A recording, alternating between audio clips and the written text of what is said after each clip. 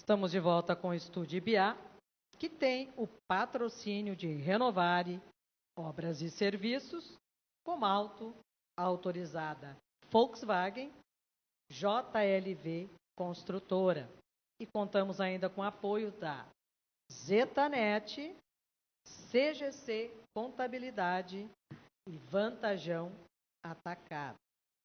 Nós recebemos então aqui a diretora de Assistência Social, Carliane Pinheiro, e também a coordenadora do CRAS, Simone Drescher, é isso? Drescher. Para falar sobre o funcionamento do Centro de Referência de Assistência Social, o CRAS, e também alguns critérios e a sistemática do processo de distribuição de cestas básicas, né? Boa tarde, gurias. Prazer em recebê-las. Pedir para virar um pouquinho aqui, vai ver mais perto. Eu vou começar primeiro contextualizando, aí a gente já estava há vários dias para conversar com vocês, porque a gente acabou recebendo, até por ocasião do programa Prefeito Taon, alguns questionamentos que teria havido mudanças aqui no processo de triagem, de avaliação, sei eu, e que a cada vez teria que passar por uma psicóloga. Então, primeiro vamos começar, como é que é o processo para vocês chegarem a que determinada pessoa, determinada família tem direito ou não? Então, bom dia, boa tarde. Para nós ainda é bom dia, né? Que a gente está nesse turno único, né? Que a gente está das 7 até às 13. Então, a gente pode dizer que o nosso CRAS, então, ele é a porta de entrada do serviço, né? Em assistência social. E dizer que o CRAS, ele é muito mais do que só a cesta básica, porque muitas vezes o nosso usuário, as pessoas de fora que não conhecem o equipamento, acham que dentro desse equipamento do CRAS é ofertado só a cesta de alimentos, onde na verdade não, a gente tem grupos lá, né, de convivência e fortalecimento de vínculo, a gente tem todas as visitas técnicas que é feita pelos nossos profissionais lá, né? Então, dizer primeiramente que é isso. E é um serviço onde a gente vai fortalecer e dar autonomia a esse usuário. Porque o que a gente quer? Que esse usuário, ele não dependa, né, dessa cesta básica para sobreviver. E que sim, ele consiga se organizar na sua vida. Então, acho que uma das primeiras coisas assim, importantes a gente falar é que a cesta de alimentos, que hoje é ofertada pelo município, ela está dentro dos critérios da lei que a gente tem no nosso município, que é a lei dos benefícios eventuais. E essa lei dos benefícios eventuais, ele já está dizendo que a cesta de alimento é um benefício eventual e não contínuo. Eu acho que isso é importante a gente já colocar aqui. Nós vamos depois, tem outras perguntas sobre os serviços em gerais, né? Mas vamos focar agora, no primeiro momento, nesse problema que gerou alguns questionamentos. Certo. Depois nós vamos para o resto. Vamos lá. Como é que é esse processo? Mudou? Agora a gente, então, né, mudou o ano, 2025, então a gente está com coordenadores novos. Então, isso é importante a gente colocar aqui. A gente está, então, com a Simone, que é a coordenadora nova do CRAS, e a gente está com um coordenador também novo no CREAS, né? Então, como é que funcionava antes? Antes, o nosso usuário, ele ia toda sexta-feira, né, para agendar, né, o seu atendimento. Agora, não está mais funcionando nesse método. Agora, os nossos usuários, eles podem ir qualquer dia agendar. Então, a gente está com a agenda aberta e isso a gente está achando que está facilitando o nosso usuário. Porque fica engessado quando é só na sexta-feira, então chega lá aquela baita fila enorme na sexta-feira.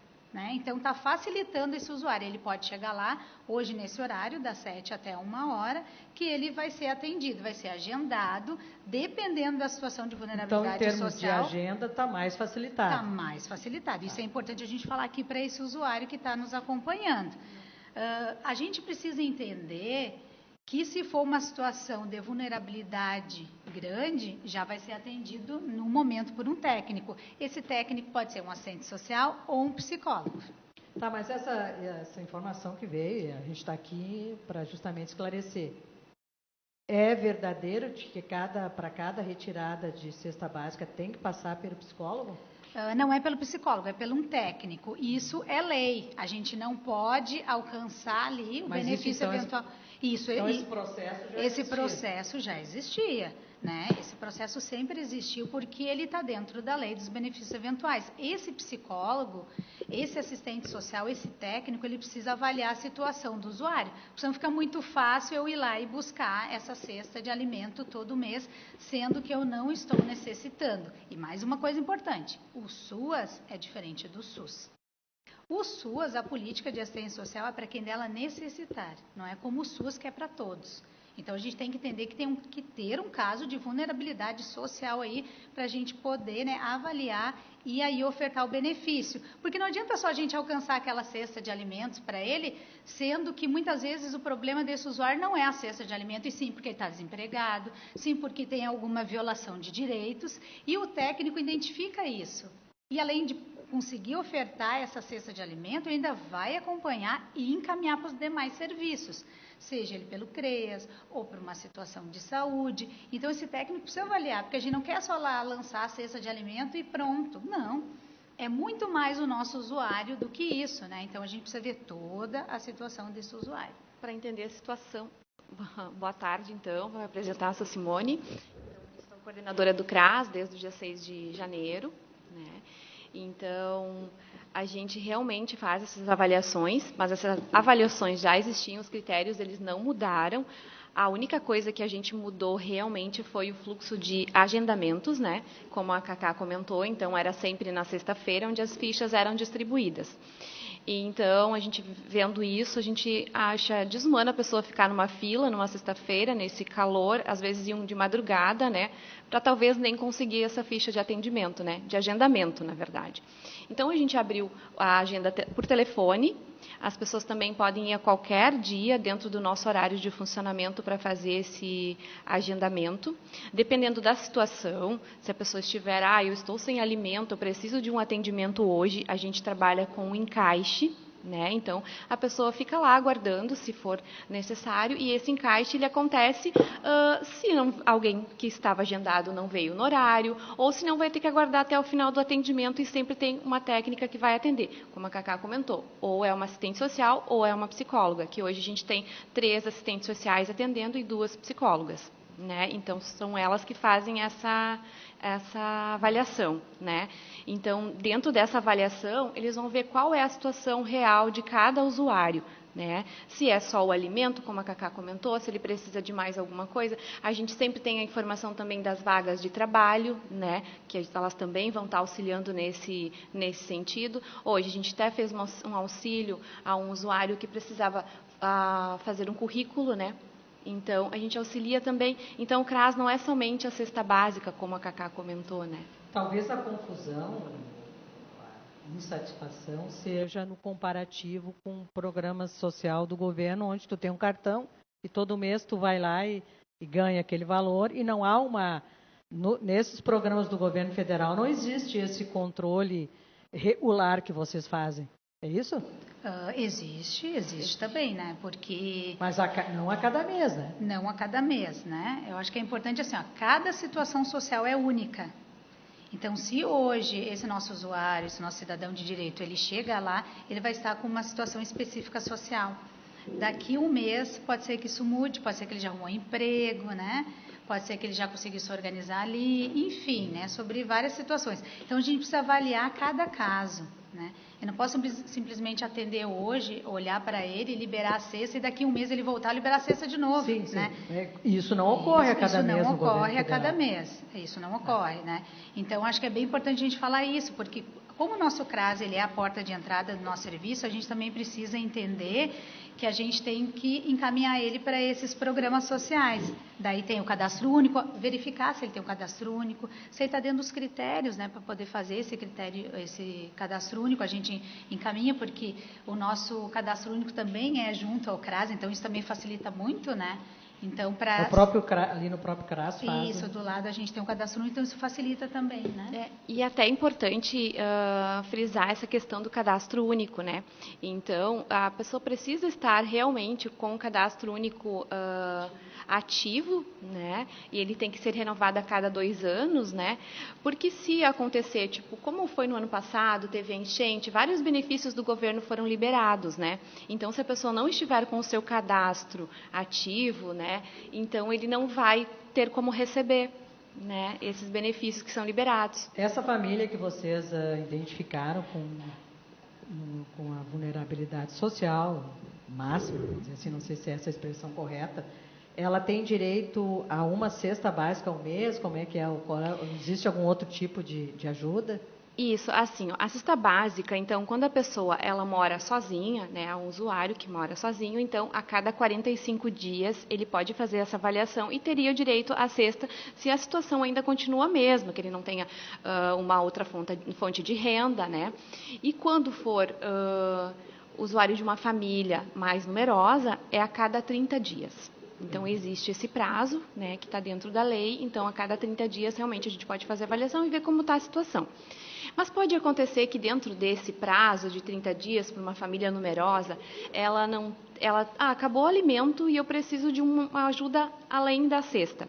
A gente tem hoje o banco de alimentos, né? Então ela pode... O banco de alimentos já está funcionando, então foi aprovado recentemente, né? Isso, o banco de alimentos ele já existia. O que acontecia é que ele não era regulamentado, né? Não existia uma lei que regulamentava esse banco. Existia de forma, digamos, informal. Informal, isso. Então as doações elas vinham, né, através de pessoa física, jurídica. Então as pessoas faziam as suas doações, né? Só que para a gente receber as doações das nossas empresas do município, onde elas tenham desconto nos seus impostos, a gente precisa estar com ele regulamentado. Então, por isso que essa lei foi criada, já foi também aprovada pelo Legislativo. Então, agora a gente só está nesse trâmite de regulamentação mesmo, regularizar ele. Isso, né? vai dar uma quantidade maior de alimentos. Um suporte né? muito grande, porque tem muitas empresas que fazem, que dentro do município arrecadam muitos alimentos. E, no fim, como a gente não tinha esse banco regulamentado, eles acabavam enviando essas doações para o Banco do Estado. Banco de Alimentos do Estado, então a gente acabava não ficando com esses alimentos, né? E a gente foi um olhar bem interessante que a gente fez na primeira reunião, né, do CRAS. Na primeira reunião do CRAS, quando a gente estava organizando, então, o equipamento agora, né, foi justamente isso, a gente fala isso, a gente precisa regularizar esse banco para a gente poder receber mais doações. Então, isso é super importante também, né, que é esse nosso banco de alimentos. Entre os serviços que vocês falaram ali, que não é só a doação da cesta básica, vocês falaram em elaborar currículos, encaminhar para oportunidades de emprego. Grupos de fortalecimento, né, de convivência e fortalecimento de como vínculos. É que funciona isso? Funciona assim, os técnicos vão avaliar, então, né, digamos, chegou esse nosso cidadão de direito lá em extrema vulnerabilidade ou em vulnerabilidade social, e a gente vai identificar que ele está com os seus vínculos fragilizados, né?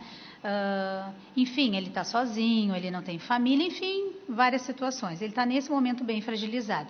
Então, a gente vai fazer um convite para ele, então, participar desse grupo, né, de convivência e fortalecimento de vínculo. Então, esse grupo acontece ali dentro do CRAS, né, que a gente tem ali os grupos, e nesses grupos são falados sobre vários temas. Então, esse que é o importante desse grupo, porque a gente vai fortalecendo esse usuário a cada encontro, né? A cada encontro a gente vai fortalecendo isso. Isso é muito importante. E esse grupo, ele não tem só no CRAS, tá? Esse grupo, ele tem também no interior. Então, a gente tem vários grupos de fortalecimento, né, de vínculos. Então, isso é importante também. Eu moro lá em Mudaboa e eu não tenho como participar, né? Então, o que a gente faz? A gente vai com a equipe técnica até lá, com o educador social. E as pessoas estão, digamos assim... Aderindo, estão se apropriando disso? Sim. Tu tem o total aí de usuários? Tenho, até ia comentar isso. A gente tem hoje 89 famílias referenciadas, né? Onde elas estão na oficina do artesanato, que ela acontece terça-feira de manhã, dentro do nosso horário normal de atendimento que retorna em março, tá? Então, as oficinas retornam em março, porque a gente está com esse horário reduzido agora. Isso seriam oficinas para a pessoa aprender trabalho. Isso também é uma forma de dignidade. Isso. Então, é artesanato. A gente tem em Mudaboi 16 participantes. A gente tem na Rua Nova 24 participantes. Então, a gente tem o CRAS Alegria de Viver também. A gente tem a capoeira, que acontece também para os jovens, né?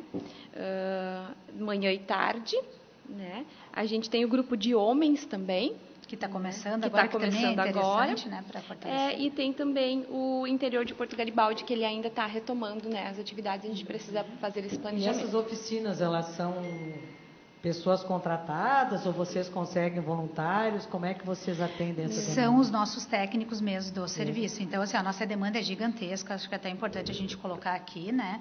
A gente está lutando para que a gente possa ter um novo CRAS, porque a nossa cidade, ela tem já, né, o número de habitantes para ter o segundo CRAS. Então, na nossa última conferência, foi uma das coisas que a gente debateu, né, para a gente ter. E é os nossos técnicos que vão até esses locais, né? E com educadores sociais também. Então, a gente também tem os educadores sociais que acompanham, né? Então, é importante dizer que essa equipe, ela vai, que é a equipe referência desse serviço. Então, hoje, além desses atendimentos, dessas oficinas, que a gente vai retomar em março, a gente tem o atendimento, que são essas avaliações, né? Que é feito pela mesma equipe, que são as 3 assistentes sociais e as 2 psicólogas, e a gente tem um educador social hoje. Né? Então, esses fazem todas as oficinas e ainda todos os atendimentos. Então, agora, de janeiro, desde o início de janeiro até agora, a gente teve 580 atendimentos. Né? Então, de início de janeiro até ontem. Ontem? É. Então, é no mínimo 450 mesmo. Exatamente. Então, assim, a gente está com uma demanda gigantesca, né, para esses profissionais. E ainda, além de dar conta de todo esse atendimento no equipamento, ainda, né, os grupos, né, e fora tudo que chega, porque a gente também recebe demanda de Conselho Tutelar, demanda de Ministério Público, né? A gente recebe uma da saúde, nós recebemos também toda essa demanda gigantesca dessa Esse caso, rede. por exemplo, de Conselho Tutelar seria para acompanhar a família, fortalecer essa família, isso. O Conselho Tutelar vai lá na casa, faz a visita e vê alguma porque o Conselho Tutelar não tem estrutura técnica, né? Exatamente. E eles estão ligados à nossa secretaria também, então eles verificando essa vulnerabilidade, eles vão fazer esse encaminhamento para o CRAS. Exato, eles encaminham para o CRAS. Demanda tudo ali. Exatamente. Vocês. Aí a gente divide essa demanda, porque se tem a violação de direito, faz o acompanhamento, né, no CREAS, mais o fortalecimento, né, de vínculos e também a avaliação dos benefícios eventuais, que é justamente esse da cesta de alimento. A gente tem um auxílio natalidade, é importante também falar alguma mãe, né, que está gestante, que precisa desse auxílio, né, então é uma bolsa, que vem as roupinhas, isso, e mais o auxílio funeral, uma família muito vulnerável que não tem como pagar também, né, também a gente tem esse auxílio funerário. Então, dentro dessa lei dos benefícios eventuais, que é a Lei 6.369, a gente tem justamente esses benefícios que estão ali, né, que a gente vai avaliar tecnicamente, porque assim, a gente precisa avaliar tecnicamente, porque é a questão da renda, né? Então, se a família tem uma renda que ela consegue, né, se organizar, está tudo ok.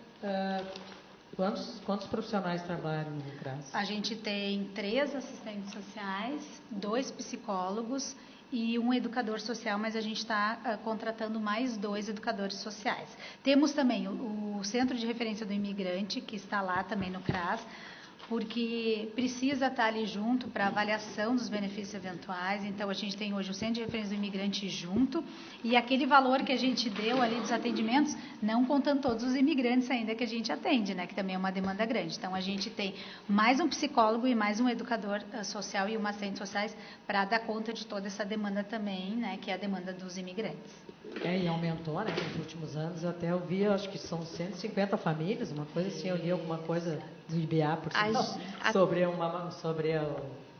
Até eu tenho um número aqui de pessoas que foram beneficiadas com cesta básica nesse período. Então, só o Centro do Imigrante foram 110 cestas básicas até ontem. Nesse ano? Nesse ano, isso, até ontem. Olha, né? Quantas pessoas novas chegando e quantas famílias avaliadas positivo para receber, né? Muitas também. já estão trabalhando. Sim. Mas isso. ainda... Não conseguiram se organizar.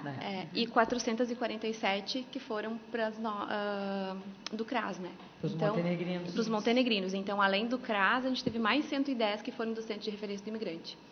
Uma demanda grande. São bastante cestas, né? E não é só na questão social, tem a saúde, tem a educação, né? Tem que atender essas pessoas. A gente atende tudo isso, tudo que nos mandam, a saúde, a educação, né?